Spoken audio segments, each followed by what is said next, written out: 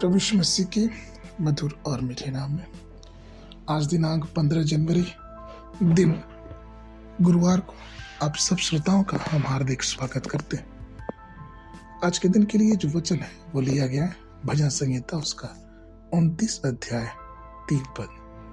वचन कहता है, मेरा हृदय अंदर ही अंदर जल रहा था, सोचते सोचते आग भड़क उठी, तब मैं अपने जीभ से बोल उठा। प्रियो, आज का विषय है एक धड़कता हुआ हृदय। ध्यान दीजिए, क्या हमारा हृदय किन बातों के लिए धड़कता है, या फिर यूं कहे कि किन बातों के लिए वो जलता है।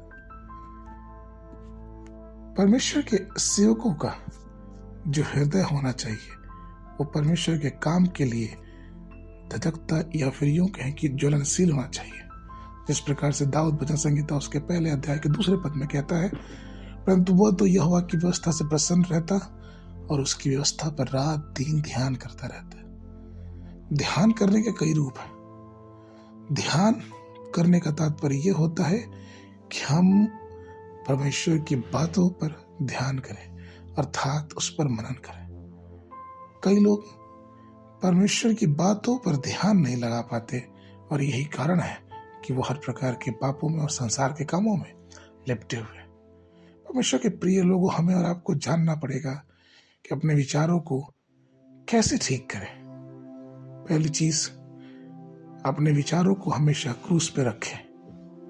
भजन 104 के 34 में दाऊद कहता है कि मेरा ध्यान करना उसको प्रिय लगे, क्योंकि मैं तो यहोवा के कारण आनंदित रहूंगा। अर्थात परमेश्वर पे ध्यान करना ये तभी ही संभव है जब हमारा हृदय उसके प्रेम के लिए धड़कता हो, या फिर हमारा हृदय में एक चीज पाने की तमन्ना है हो, वो है परमेश्वर का अनुग्रह। जैसे जैसे बातें बदलती है, जैसे जैसे दिन बीतता है, हमारा परमेश्वर के प्रति प्रेम और ठंडा होता जाता है। इसलिए आइए हम अपने हृदय में परमेश्वर के प्रेम को और धड़कने दें, चाहे वो सुबह का समय हो, चाहे वो दोपहर का समय हो, चाहे वो रात का समय हो। हम परमेश्वर को हमेशा याद रखें, उसे धन्य कहें, क्योंकि वो जिंदा है और वो हमारे हृदय में आज भी वास करता है।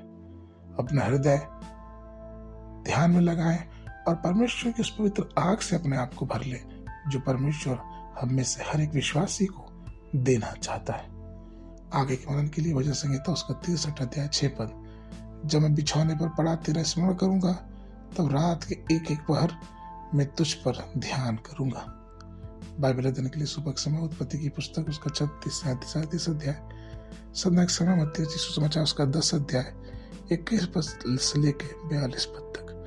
परमेश्वर आप सबको आशीष दे।